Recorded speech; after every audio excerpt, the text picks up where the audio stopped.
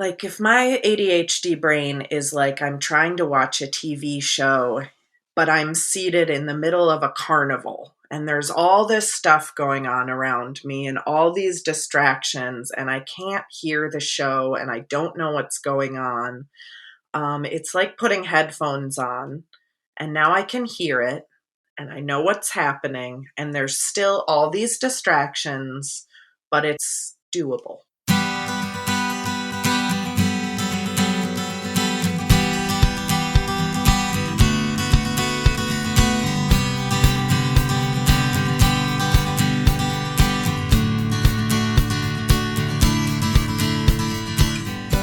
Welcome to Parent Footprint with Dr. Dan. I am Dr. Dan.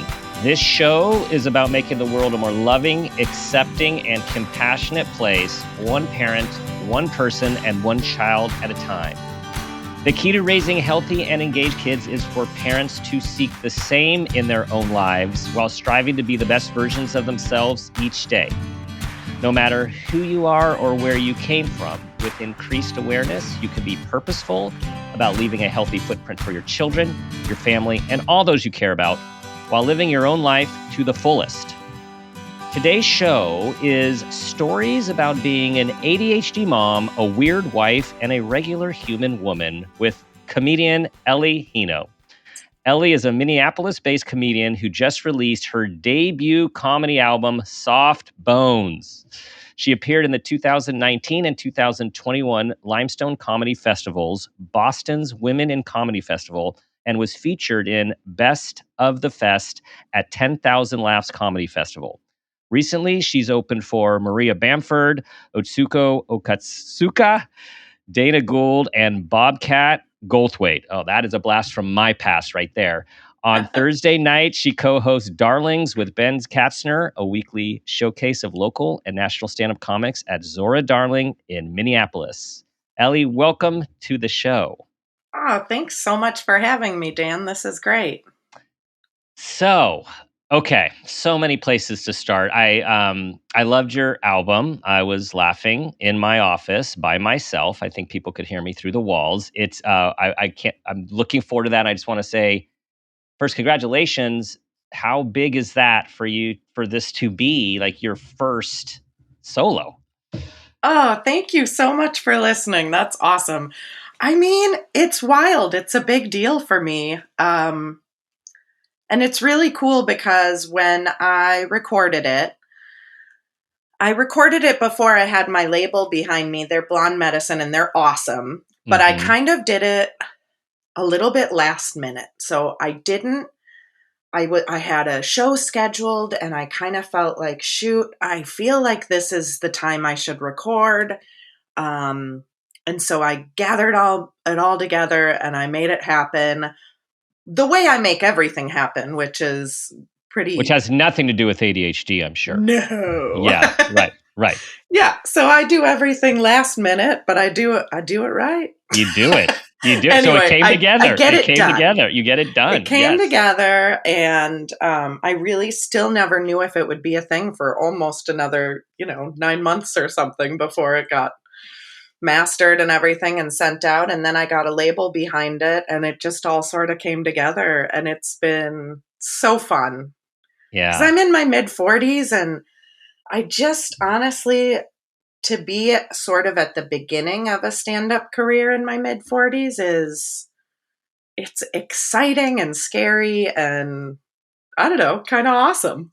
It is awesome. And it's a role model for everyone, not only your child, but your peers, everyone listening, that the time is always now. Like there isn't this too late thing. Like if you have this dream, you have this purpose, is like, do it. Go do it. Take a step. There was also a little bit of feeling like it was too early because I haven't really been headlining for that long. And I think sometimes people think, well, you shouldn't really record until you've been doing it for longer, more professionally. Anyway, so I kind of felt like I wonder if people think, who is she to decide it's time? But that was a really powerful thing for me to be able to decide for myself, just like, it is time. Right. And that is a really good point, because there's the messages that we get from the peoples out there, the powers out there, the culture, and then there's the messages we get within ourselves. And who do we listen to? Yeah. Yeah. Hopefully ourselves. Sounds like you did. You said, I'm doing this. Heck yeah. Yeah. Okay. So I was wondering what you were like as a child.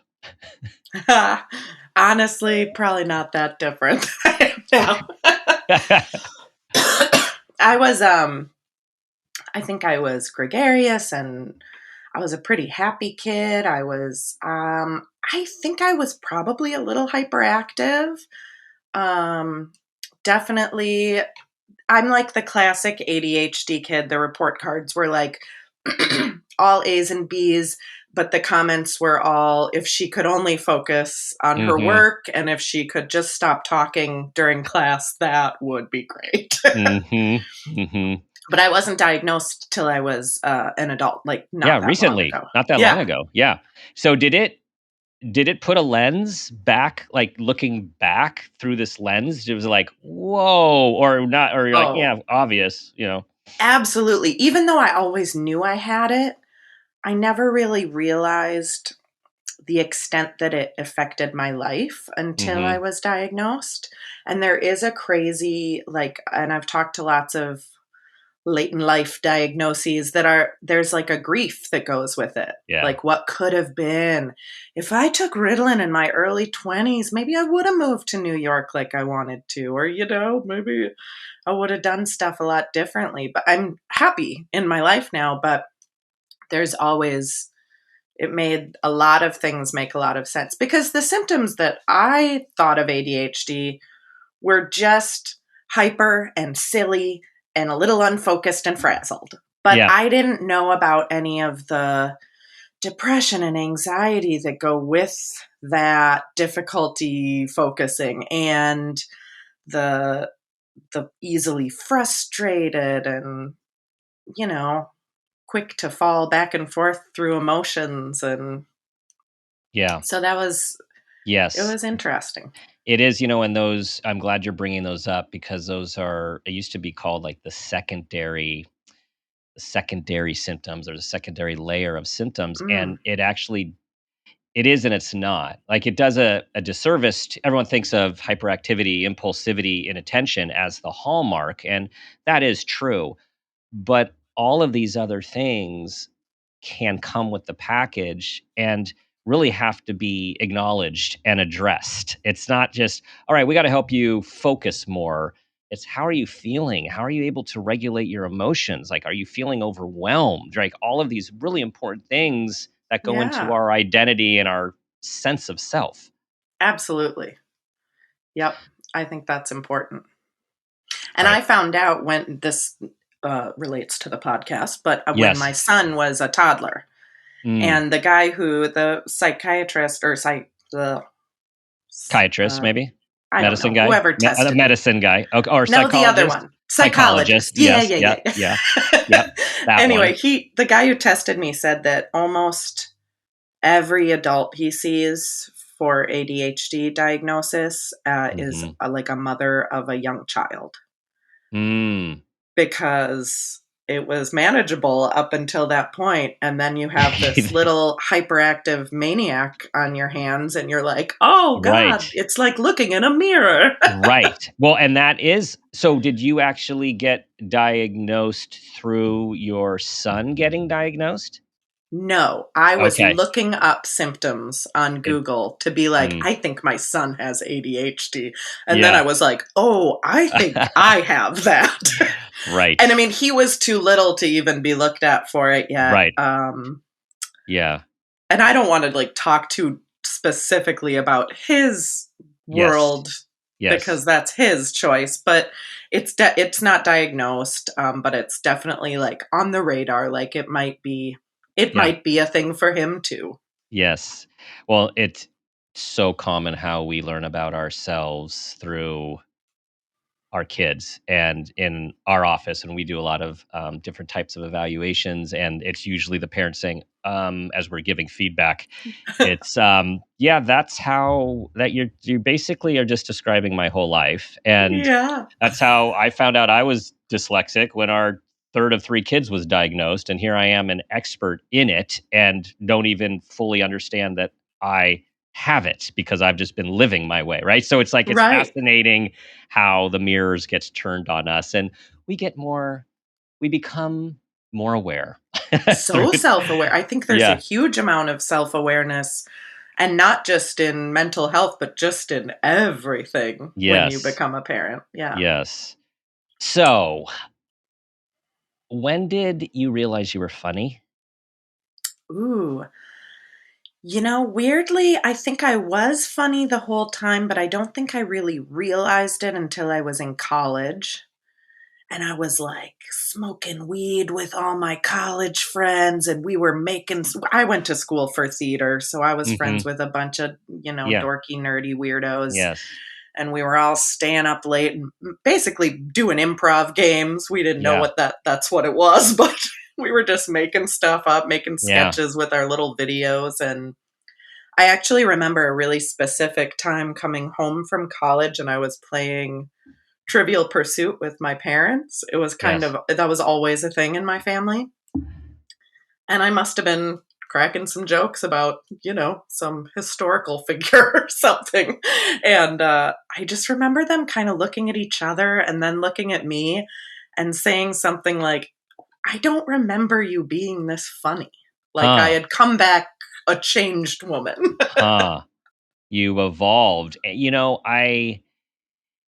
I think it is so cool when people who are on their own path get to be with other people. And what I mean by this is, I always found, you said the drama group. I think in our high Hmm. school it was like the drama geeks, was and Yep, but for they would sure. call themselves that too.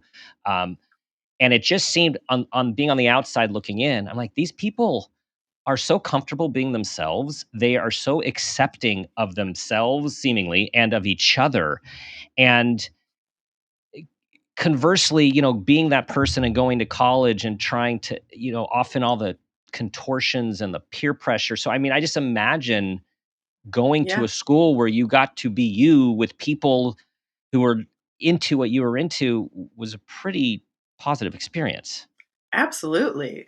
In high school, I had two very close girlfriends, and then, but I never really knew which group I belonged to. I didn't have a Hmm. whole group. And then when I got to college, I mean, I still miss those days because it was a real community of people I found, and it was just a huge group of super close friends that hung out just all the time. And my son actually went to like a theater summer camp last year. And he came home the first day and he literally said, it was like I found my people. I mean, he was seven Mm, years old. He was mm, 7 years old and he recognized that. That wow. he was like, they're all silly like Yeah. me. It's so important. So quickly in school, in wherever sport, it just out in the world, kids unfortunately start to, it gets pointed out how they're alike or different. I mean, by others, Right. but also they see it themselves. And the longer we can help them stay connected to who they are and stay true to themselves, right? Like, this is the whole thing that I think Right. many of our adults are still trying to figure out as well. It's so important with that authenticity and that's acceptance of who Yes. one is. Yeah. I fought video games for a long time. My I did husband is too. really into video games, Mm, and he introduced our son real early. And this kid loves video games. He's playing some right now while I do this mhm. podcast. Excellent. And Excellent. I really hated it for a long time until he kind of grew old enough. I mean, he's only 8 now, almost 9, but I can tell that this is something he is actually passionate about. and will love his whole life. He would love to be some kind of game designer or be involved Mm-hmm. in it professionally, it seems. And it's not like I'm pushing him to play more hours of video games in the day, but I have come to a really good acceptance of it, and that, I can it makes him so happy when I Mm-hmm. relate to him about the Right. video games and talk to him about it, instead of Yes. just trying to change the subject and try and make him more well-rounded, just kind of Totally. accepting that that's his thing and he loves that a lot. Well, it's I know it's a hot topic these days, but it's great that you're leaning into it because people talk about these things that they see in their kids as almost as being pre-vocational, right? The kid who's always debating, who's always in a sense even arguing, but articulately, like that's pre-vocational even when it's annoying. And the idea there is gaming to just numb and there is gaming when it just can be too much, but there's also what you describe, like gaming where there is this passion and this a strength like it's really a strength Yeah, and it is. And the yeah. way he talks about it is so, I mean, I know he's 8 and he's talking about ridiculous video game, but the way he talks about it is so knowledgeable. Like he's an expert, and that gives him a great confidence. And when he Hmm. meets other kids who like the same games, he has a way to connect with them, and he can even articulate that to me like, "Oh, I became really good friends with so and so in my class today because we talked about this one game we both really love, this Hmm. balloon game." Yeah. Yes. So weirdness. Weirdness. You talk about yourself as a weird wife. How d and I when I sense like, you have positive like, when I just listened to your album, I just felt like you're just owning yourself. You're just like, "This is who I am, and this is how I see the world, and I'm gonna share it with you and enlighten you all." I think that's, yeah, I mean, that's what I try to do. I think it's important. I think truth in comedy is that's the title of a book, and it's the most important thing in comedy to me. Mhm. And uh, my comedy is very personal. I learned from a friend, actually, a colleague. Maggie Ferris is a very funny comic as well, on Blonde Medicine as well. And she used to take me out to open for her. And we went to a lot of rural gigs because that's what you do when you live in Mhm. Minneapolis. Mhm. And I asked, she's gay and very openly so. And I asked her once about like just how it was going to these crowds that maybe aren't exposed to Mhm. gay people very often, and just it was she basically told me you got to double down and be who you are, and if you're who you are they will accept you. And Mm. I had done another gig in a small town, and I think I had tried really hard to kind of, I was like, okay, I am a Midwestern lady, I can just like turn that part of me up and turn down the weirdness. Mm. And this was a long time ago, but I Right. very quickly learned that didn't work. No. And so now I just go in and I'm like, I'm weird and I'm different from you. And they can be wearing camo. And as long as they know that I know I'm different, Yeah. they're good Right. with it. Yeah. Well, that's that self-awareness, right? Like Yeah, knowing who you are and knowing how you might be perceived right. and making a conscious decision of how to be in these different scenarios. Yeah. I And like the like, double down. I like the double down on who you are. for That's very sure, wise. Yeah. you have to. If you try and hold it back, it won't work. And I mean, I think that is for comedy, but also for life. And Yeah. Yeah, I for love, sure. And in your album, there's a couple places you go, and even towards the end, I mean, yeah, yeah, you can hear people are laughing the whole time. But I know there are like you're like dropping the hammer. You're like putting the pedal down, right? And you're talking about these things that are like very personal, very female oriented, talking about body parts and making like some people feel uncomfortable in a way that it's hysterical, right? Like Sure. I don't want to give away, I don't want to give away all the stuff, but No, it's fun. yeah, It's fun to make men feel uncomfortable. yes, Who doesn't yes, want a little bit of that? yes, yeah, And it's self-deprecating, but mm-hmm, that's kind of a negative word, right? Even in comedy, self-deprecating kind of went out of style because people were like, it's a little much when people are too self-deprecating. But if there's a confidence and an awareness behind it that isn't truly self-loathing, then it mm-hmm, can be really fun. And it's more, yeah. What is your process? Like when you came up with this album, how do you go about coming up with your shtick, and how much of it? Okay, double part question. And how much of it do you actually stick to when you're up there, or and does like Mhm. the spontaneous brilliance just pop out? Well, I wish I had a good answer for this process question, but I don't have one. Mm-hmm. It's so it's so slow in stand up, and I've said this before. I used to do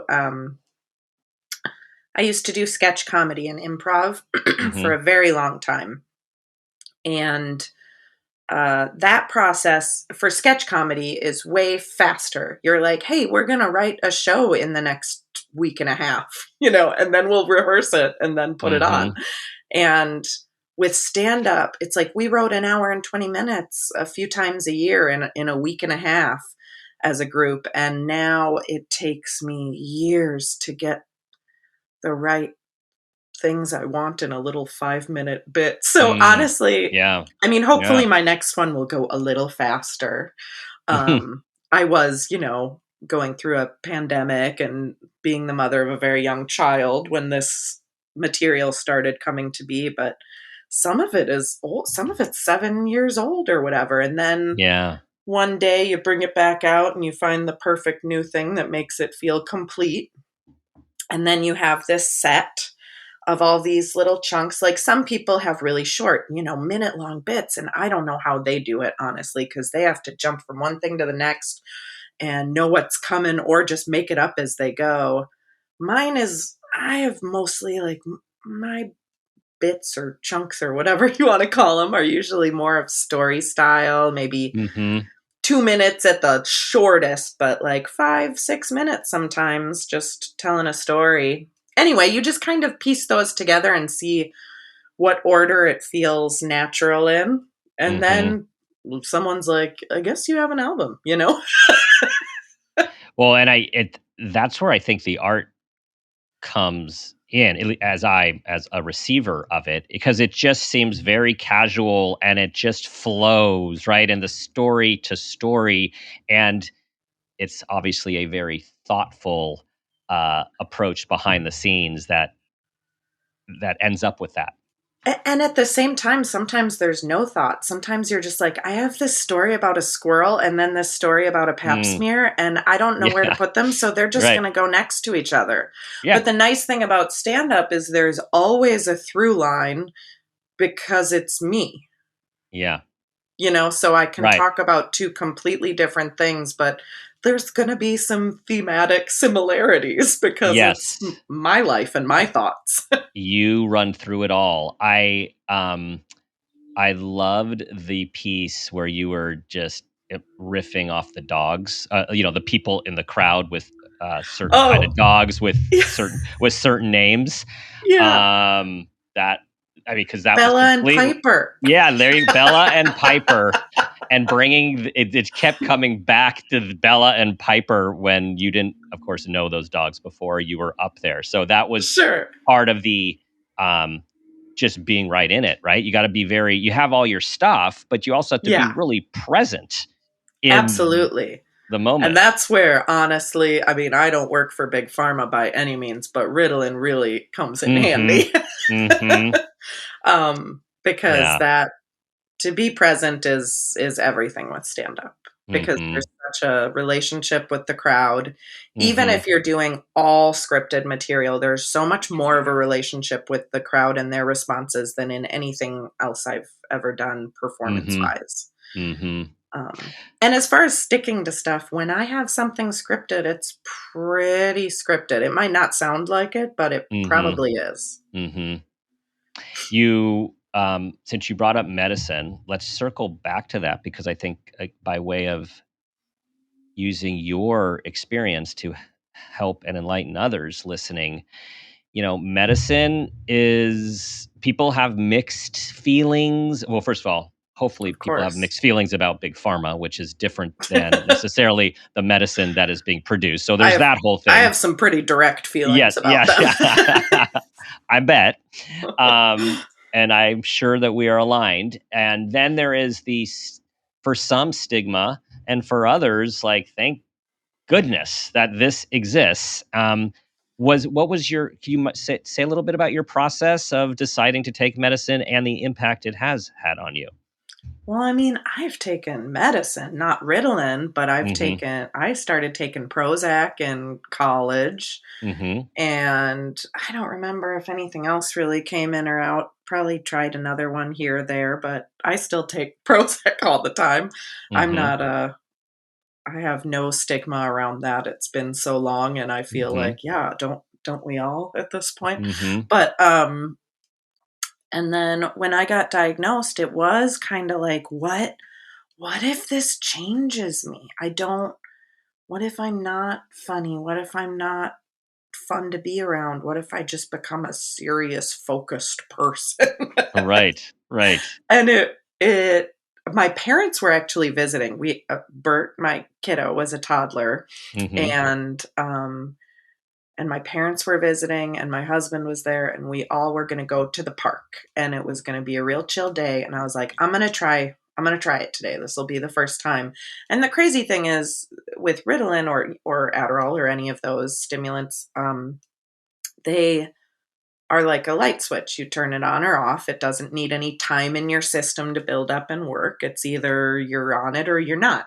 And so I took it that morning and we went to the park and I had a conversation with another mom while our kids played about our kids or school or I don't know, just park Right. chat. And it was the most calm and least socially anxious I had felt in a really long time. Mm. Just because I was able to do this very simple task without the anxiety of my attention, because my attention was being pulled in four different directions, making sure my parents were doing fine, my kid was safe, this woman was not thinking I was too weird, thinking all of those things at once and being able to have a normal conversation Mm-hmm. felt new and awesome. And I described it to people kind of as, what did I say? It was like if my ADHD brain is like I'm trying to watch a TV show, but I'm seated in the middle of a carnival and there's all this stuff going on around me and all these distractions and I can't hear the show and I don't know what's going on. It's like putting headphones on and now I can hear it and I know what's happening and there's still all these distractions, but it's doable. Mm-hmm. Mm-hmm. That is a really, I have a good visual, right? That really helps, that idea of like being in the carnival. And this is where people who do not have any of these similar challenges just can't understand. They're like, well, yeah, you just tune them out. You just like focus on playing the dart game at the, like, don't look Yeah, at the other right, things, but it just doesn't work that way with different brains. right. Um, so okay, a few things about that. One is I do know creatives who have been worried about whether it's an antidepressant or a stimulant Mhm. impacting their creativity. And some as to worry that has not happened. And for some, they did feel like, yeah, I just do feel a little less creative. Did you have any of that impact? No. I That's truly wonderful. only had Wonderful. positive Yeah. impact. And, Yeah. I thought the same thing when I started taking Prozac. I was doing a lot of acting in college, plays and Mm-hmm. things. And I was really worried that it would make me a bad actor somehow. Mm-hmm. And it had no effect for me in that way. Mm-hmm. Only, Mm-hmm. only positives. Mm-hmm. I mean, there's something to be said with like antidepressants and art. And like, I get that some of the best art comes from being sad, you Mm-hmm. know, Mm-hmm. wi- uh, or feeling differently about things than other people do. But yeah, I never had that experience. I think that, I mean, I still write sometimes from a place of weird, sad clown, but uh, yeah, I think medication has only Yeah. helped. Yeah. And there were even little like specific things with Ritalin. Like there's when you do stand up, when you do short sets at a place, they'll have a light usually, and you don't want to run the light. That means they give you the light when you're supposed to get off stage and you got to wrap it up and go, or you're running the light and that's really rude and bad and they won't put you up again. So Yes. I always was panicked about this light. And it was Mm-hmm. like the greatest panic ever. And I tried wearing watches so I could time myself or looking at my phone or whatever. And I just felt like I never saw it. I never saw the light. And all of a sudden I Right. took Ritalin and I was like, oh, there's the light. Okay, I There it can wrap it is. up. Right. Yeah. Yeah. That's a great example.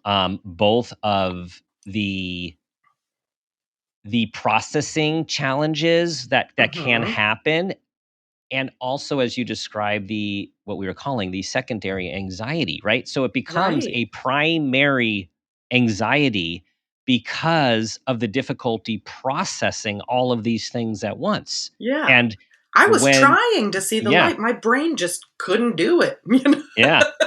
And now you see the light. Oh my God. I see the light. Um, so we've talked about some of the challenges with ADHD, with the processing, and distractibility and overload. What would you say is the strength side? I mean, I'm real fun. uh,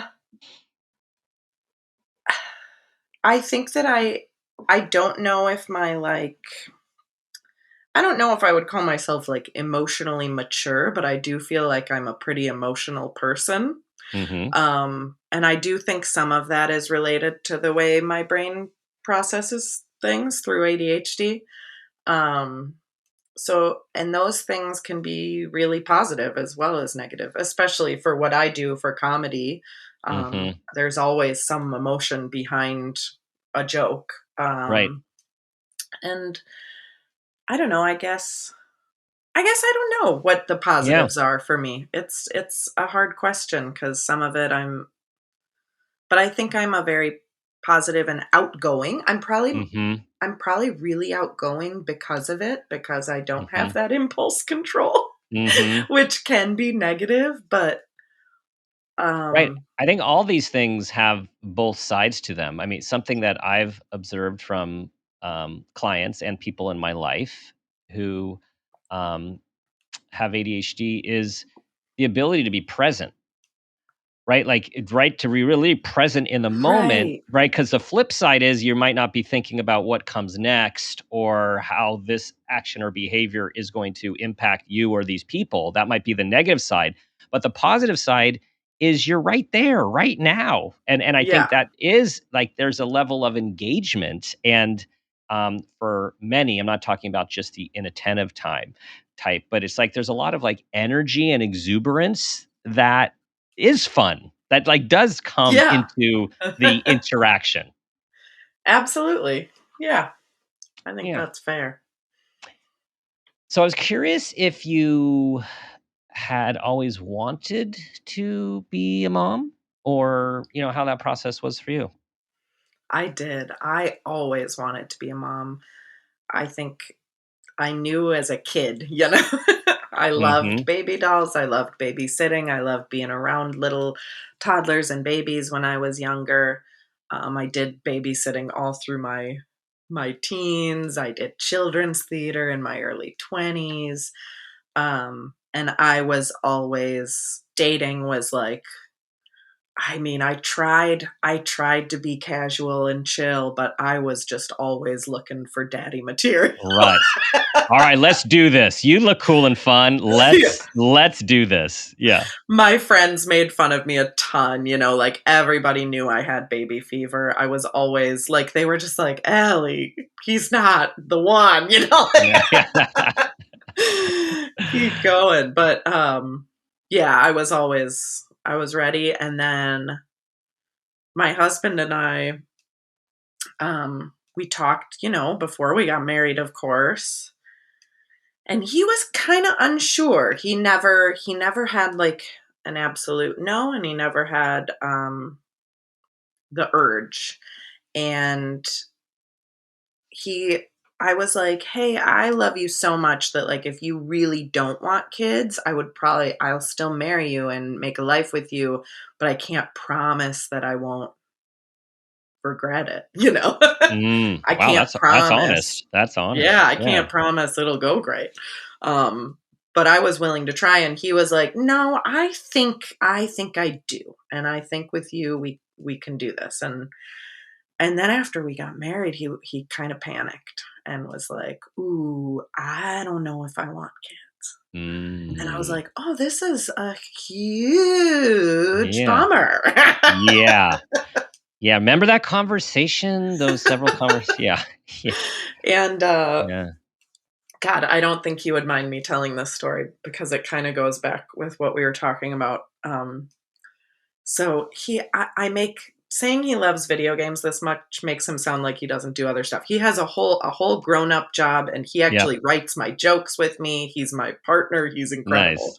Yeah. He's a very engaged human, but he also loves video games, and he likes his late night time by Yep. himself doing his dude thing. Yeah.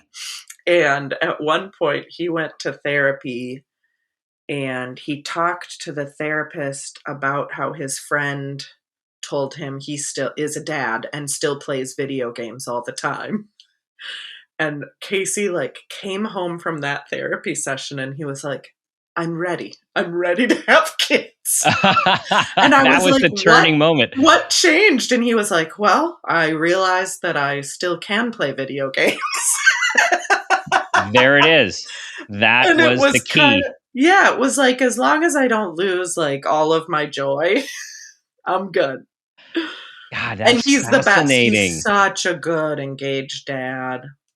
I'm He sure he has, is. without getting into it, and I know he'd be okay with this, he had a rough childhood. And so Mhm. becoming a dad was Yeah, really right.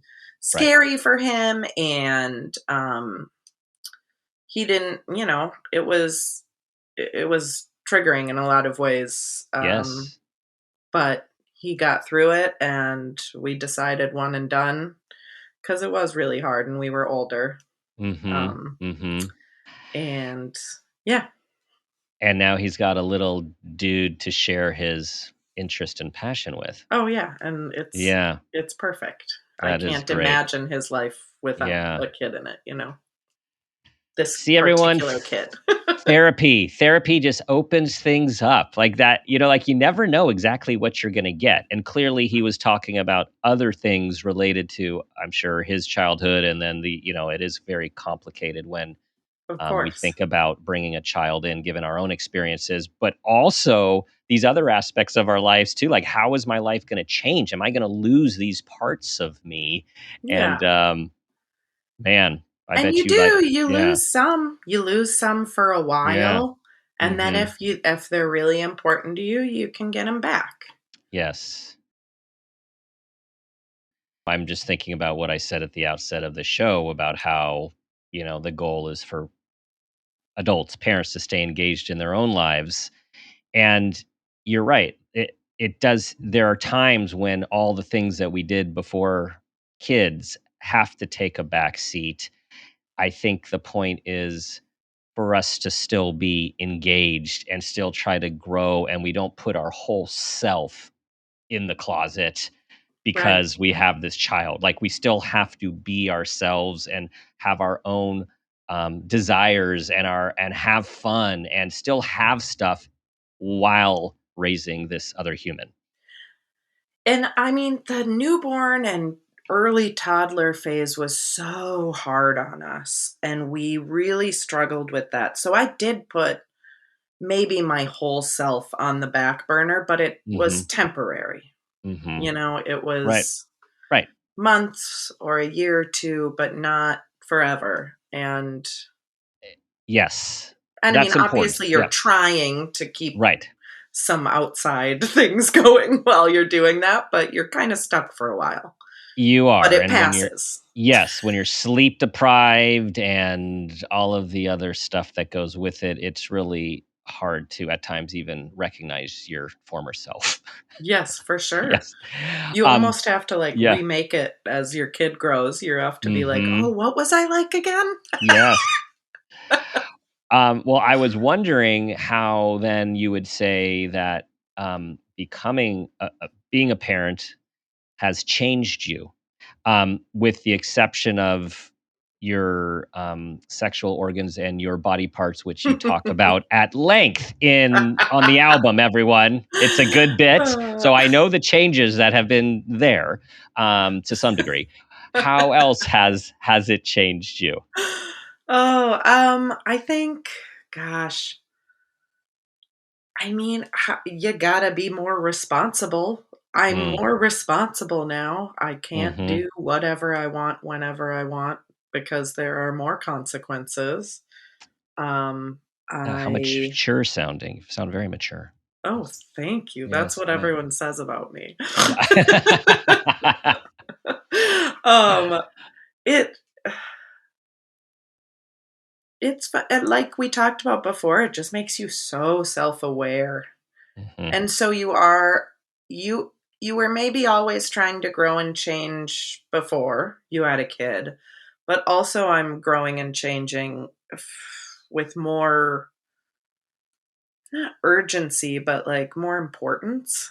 Mhm. It's more important that I end up turning out good. Right. I know Right. I'm already in my mid 40s, but one of these days I'll be all fixed up and done. And One the of these days. person, yeah, Yes. the person that I've been trying to be all these years. But you also you get to engage parts of yourself that maybe were always there, like that caregiver and that nurturing part. I know that was a part of me that I always wanted to use, and I didn't have anyone to nurture Mhm. in that deep of a way, and that's really beautiful. And it Mhm. yeah, it connects you to the future in a Yeah. crazy way, you know, Yeah. Mhm. where it's just not, it doesn't all end when you die. And I mean, not that it does if you don't have kids, like that's cool Right. too. But Right. there, I don't mean I'm gonna live on. I just mean it's like it's it broadens your view of what's important in the future Yes. for everyone, I guess. Yeah, look at you dropping some wisdom. Yeah, Yeah. yeah, Yeah, and, um, the idea that you're not just doing it for you, right? Like, working on yourself and yes, being the kind of person that you would like to be is not just for you. It realizing the implications it has on your yeah. child. Yeah. And having a child. I mean, when I wanted a kid because I wanted that. Right. I didn't want a kid because I wanted them to be an incredible person of their own. Right. What's Like I that? remember Yeah. calling my best friend from high school. We're very close, and I told her I just found out it's a boy. I was pregnant, and I gotta tell you, I was bummed. I was bummed. I was like, I really wanted a girl. I wanted a little mini me. I wanted to do girl stuff. I don't know boy stuff. I don't know what they're into. And I told her something like I want to buy cute outfits and I want to, go shopping for girl clothes or something like that. And she goes, Ellie, if you want a baby doll, go buy a doll. This is a child. And it really was like, oh, yeah, okay, you're right. I mean, it's not like I was saying all those things out loud, and I knew they were wrong, and I knew it's more important than that, and it's a real person. But it did take that moment to think, okay, this Yes. is not for me. This is a human being, and they're going to be their own thing, and you're going to learn about Transformers more than you ever Yes. imagined, and you're going to Yes. actually end up pretty into it, you know? Yes. Something you just said, which I would like to highlight because it's so important and is so difficult for many, is the idea that you said your kid's going to be his own person. And that's a tricky one because when we raise these kids and they are in some respects a reflection of us, or at least society also makes us aware that, like if your kid's doing this, then you're good. If your kid's doing this, then you're bad, right? You did a bad And job, yeah. bad job. And really, if we can do what you're saying is take a step back and realize that they are their own human being on their own human journey. And we have the privilege of guiding and ushering them. But when they start to do their own thing and be their own person, and it's not convenient or it's not like what we thought, boy, the power of allowing that and embracing that and accepting that as opposed Hmm. to trying to manage control and change. Oh, absolutely. I mean, I kind of lost my train of thought, but there was, oh, even with like the video game thing, sometimes he talks to me about stuff and I'm like, ugh, who cares? Like, I just, Yeah.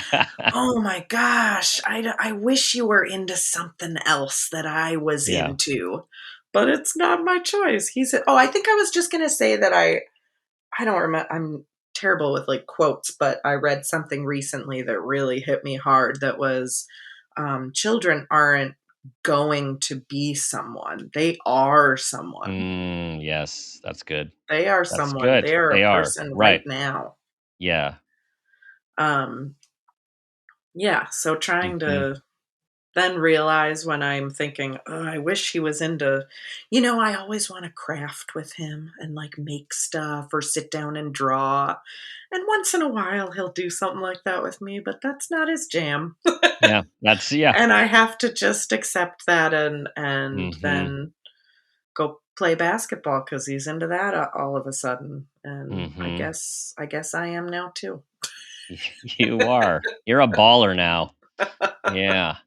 That's what they say. What, Ellie? What do you want people to get from your comedy, your art? Jeez. I think a connection. Just I think that's honestly my biggest like goal in life is always just to connect with people. And I think when people tell me, "Oh my gosh, I related to that so hard," even if it's not something they've experienced or it's a vague relation, it makes me feel really good. And I mean, obviously there's some sort of gratification that I get from applause and laughter and all of that. But Hmm. there's I'm not trying to change the world with it or anything, but I would like people to have a good time and feel sort of seen and related to and Yeah. feel like there's a voice that's making them laugh that they get, that Yeah. they Yeah. connect with. Well, mission accomplished. Mission accomplished with soft Thanks. bones. That's what I am experienced with you, and we'll talk about that in a moment. Let's go Okay. to the parent footprint moment question here. Okay. You ready? Okay. Here we go. Tell us about a time that you became aware of yourself as an individual, as a parent, or maybe even an awareness of your own parents. And that new awareness had a positive impact on your life, your sons, and or those you love. Okay. So I said I went to school for theater and oof, I could not pass that chemistry class, just kept dropping out. And I was like 18 credits short, and I decided to drop out of college. I was just like, I'm done. I'm ready for Mm-hmm. Broadway or whatever. I ended up moving into my parents' basement for 6 months, but On Broadway Avenue. Right. Yes. Yeah. um, but like I dropped out of college, and my poor mother she had been working as like a secretary or receptionist for this other college, and because of that I went to school for free, and she like Mm. kept her job much longer than she wanted to so that I could go to college and study theater. And then I told her I'm dropping out, and of course there Mm. were lots of tears and lots of, oh my god, please don't do this, Ellie. This is very Right. stupid. And I stuck to my guns, and I was like, no, I'm done. And it felt really kind of contentious and awful. And then I got this card in the mail from my mom, and it was really simple. And my mom was always pretty like, not controlling in a ridiculous way, but she was kind of always worried, always worried. So trying to just make sure everything was going to be okay. So there wasn't like a ton of freedom being I don't know. This stuck out to me when she wrote me Mm-hmm. this card, and it said something like, I understand what you're doing. And it said something really cheesy, like it said, now spread your wings and fly. Because she Oh. was saying like, but I know that you need to do what's right for you. Mm. And that silly little, I knew it was cheesy at the time. I was like, spread my wings and fly. But boy, it felt so good and Mm-hmm. comforting and freeing.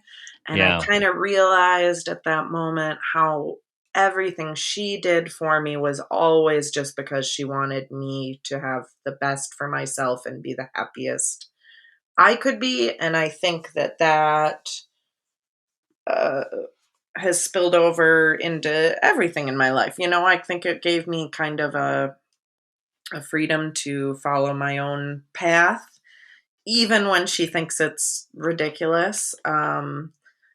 And I think I have certainly tried to pass that on to my kid. We have a little cheesy little saying me and my husband always tell our kiddo, follow your dreams. We always say in this family, we follow our dreams, which is Mm. a way for me to leave the house to go do comedy shows Right.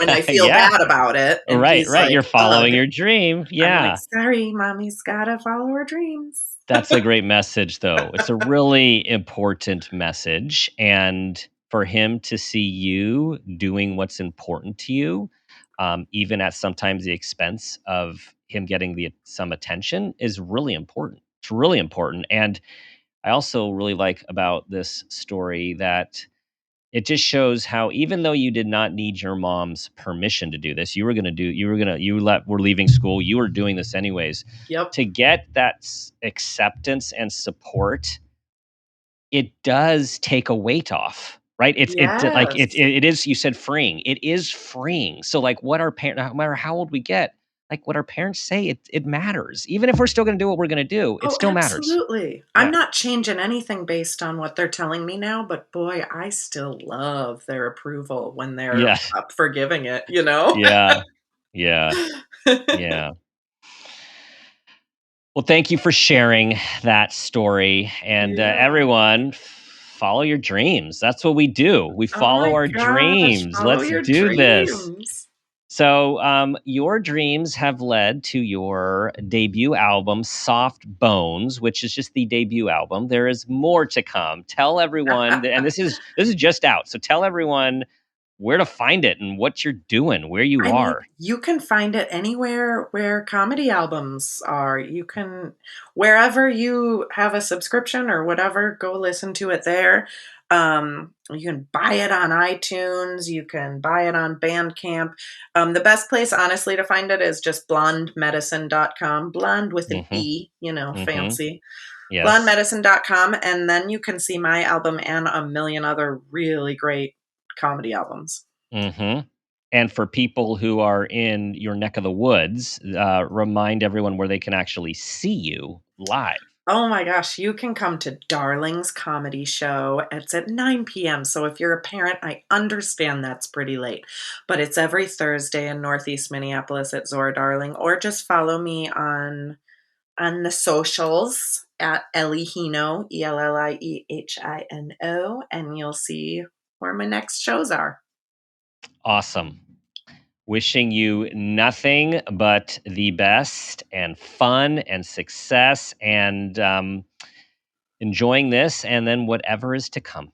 Oh, you're so kind. Thanks so much for having me, Dan. All right, everyone.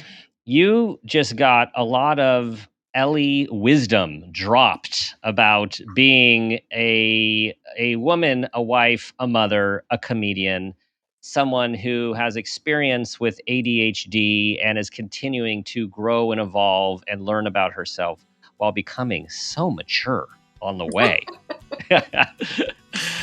Please send this to everyone who you know will benefit. Thanks for being a part of this community. You know how much we appreciate you. Thank you for your reviews, your ratings. They do make a difference. And here are the two things I always suggest and ask. Try to be the person you want your child to become, and ask yourself the guiding question, what footprint do you want to leave?